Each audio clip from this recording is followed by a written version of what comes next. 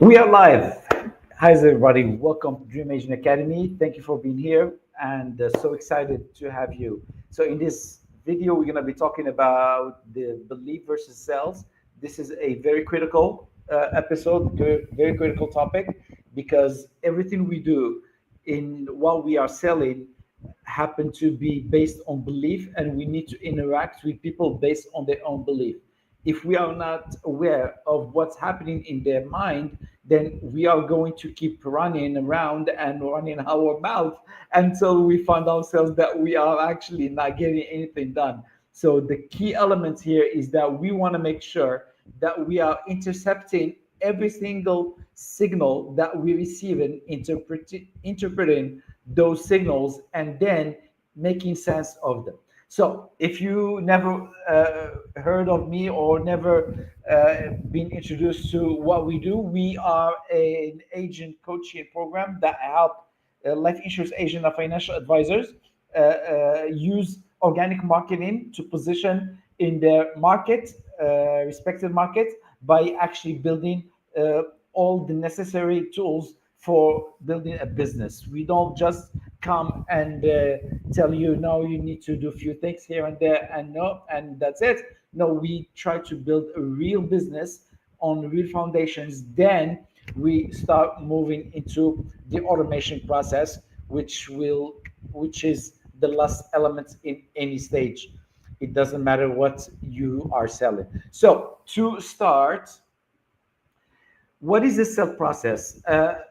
Obviously, a sales process is that interaction that we have in the with any prospect, and while having that sales conversation, a lot of things start to happen consciously or unconsciously.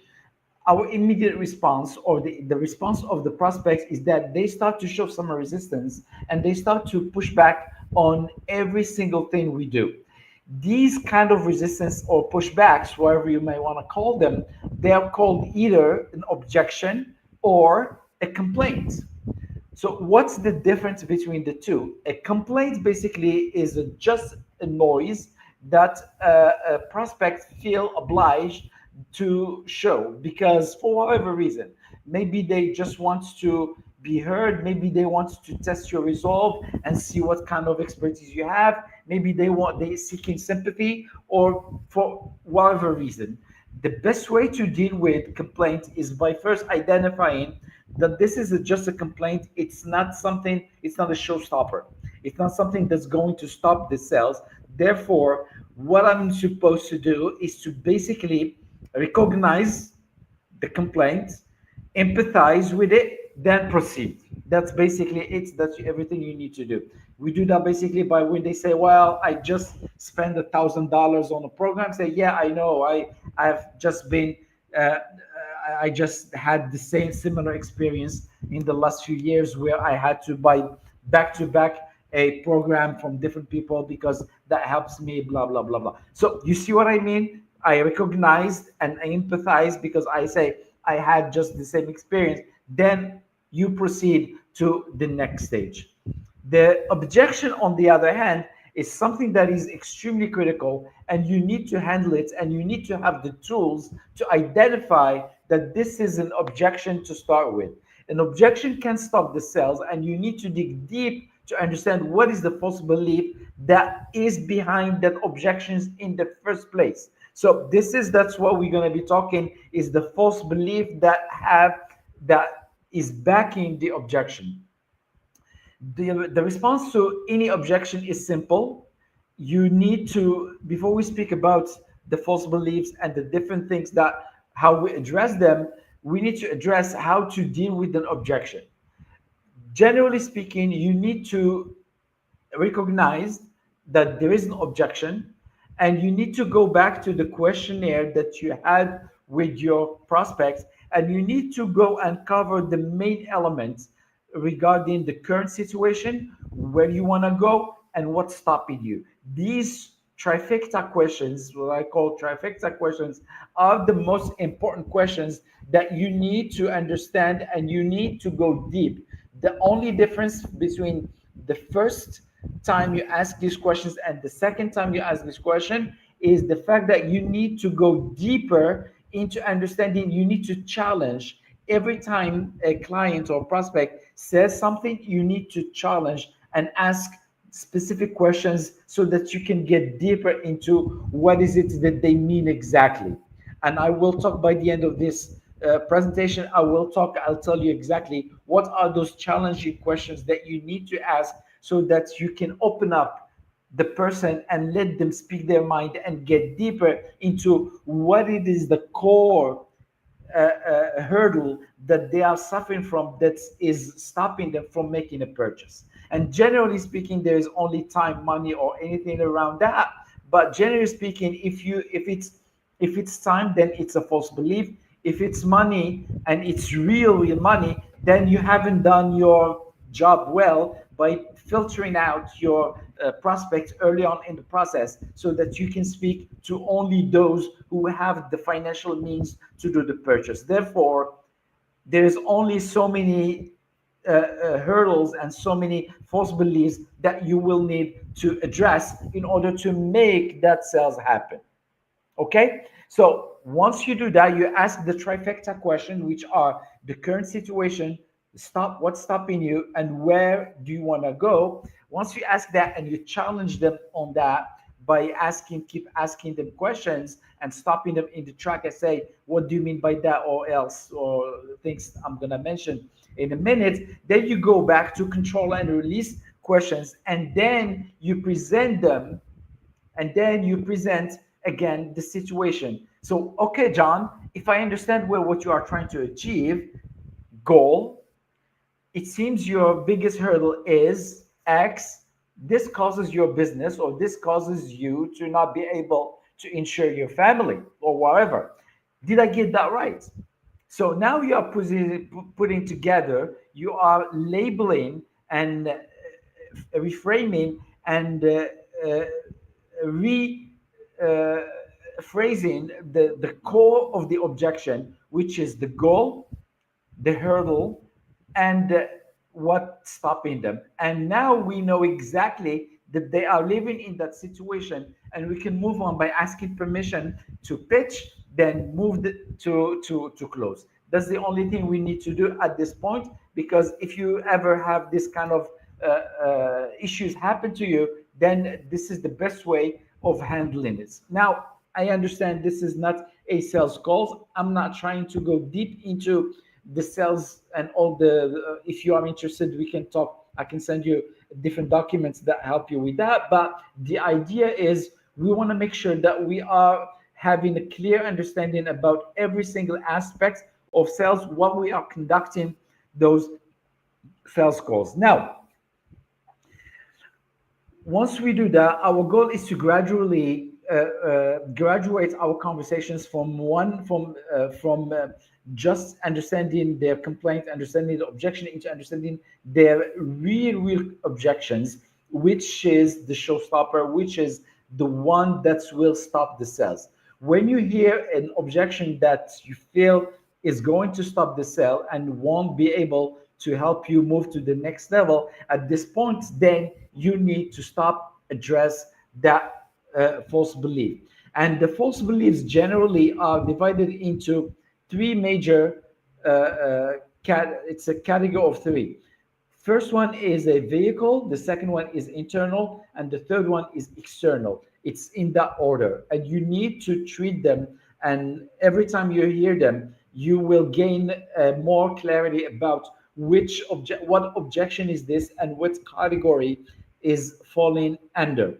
So for the in terms of the vehicle or the product objection, the question you will notice at this level is, most of the time when you speak to people, is that they doubt even the fact that the product you are selling, the vehicle or the product you are selling, is even the right thing to help them achieve what they are after. So it comes generally, does this even work? How are you going to help me secure my family?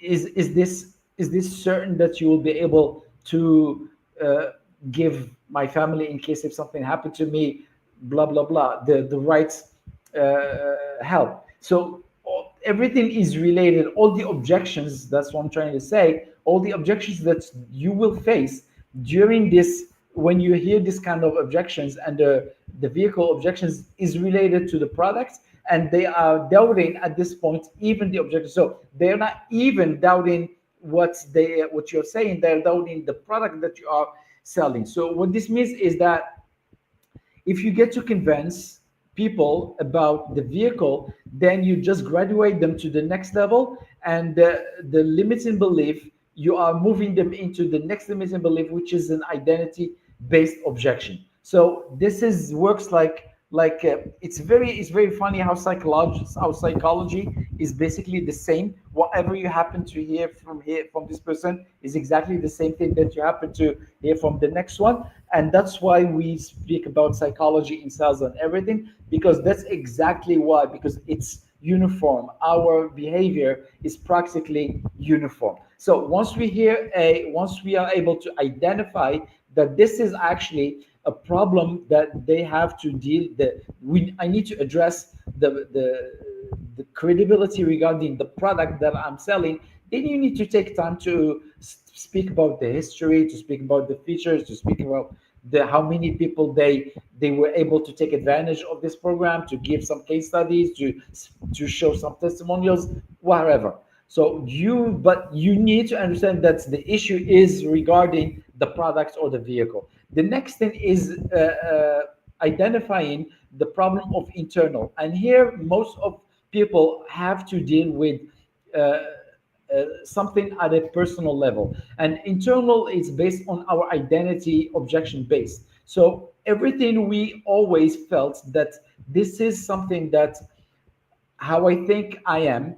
If I am fat, I think I'm fat, I'm unable to run 100 meters. If I think I'm bad in math, something that I experienced when I was a kid, then I will never be able to overcome that belief. So everything that we really believe that we are not able to do, we will not be able to do it. And this is very important to identify as well. You need to overcome deep selected belief in how people perceive themselves and whatever it might be. So this is very, very important.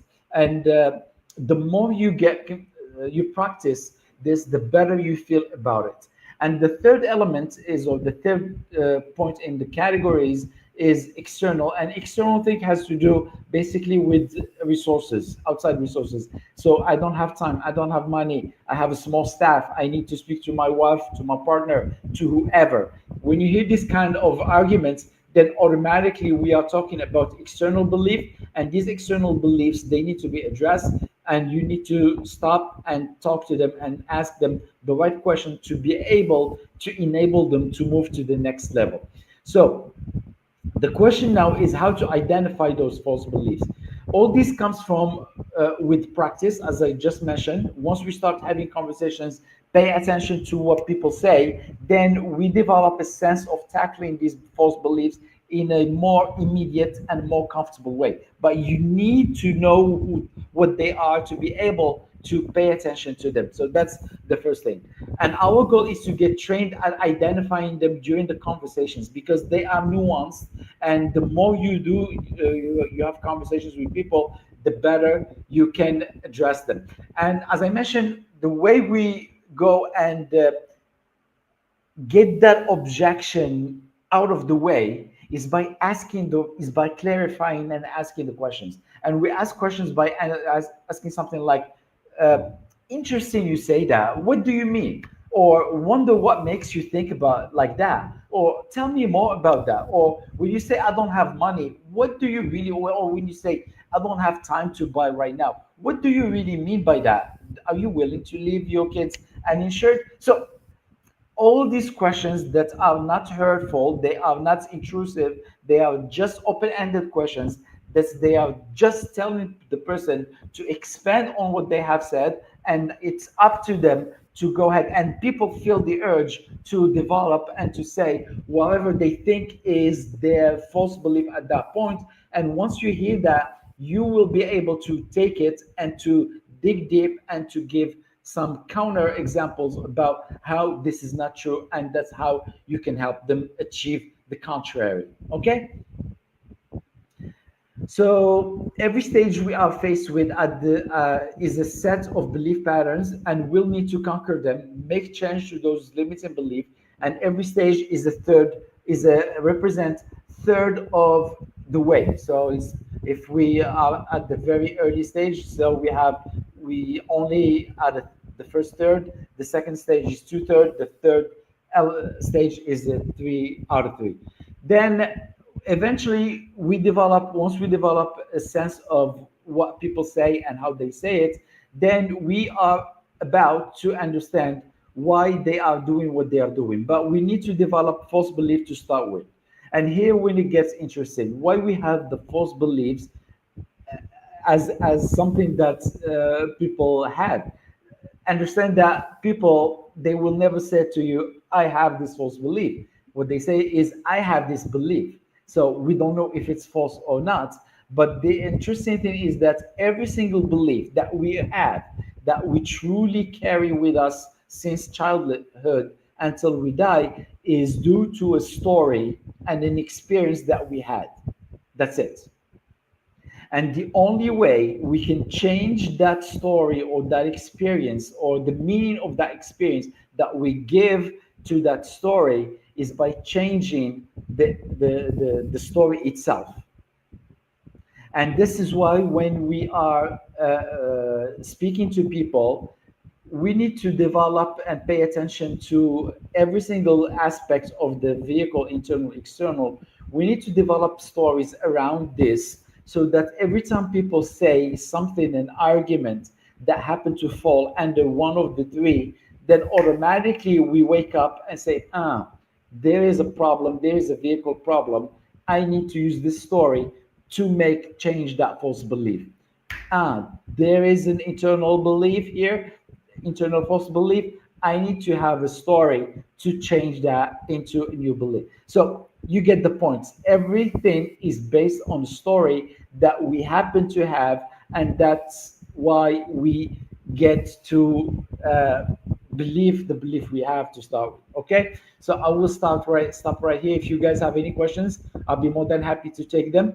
Please make sure to leave us your comments, questions. If you haven't joined the Dream Agent Academy, the LinkedIn group, please make sure the link is below. You can click, and I'll be more than happy to have you, because we really go deeper into all these aspects inside the group, and we have a community, a private community where people are look like, so that you get to experience and share different things about yourself and what you have. So that's good for everybody. All right. Thank you for being here. Appreciate you, and see you soon.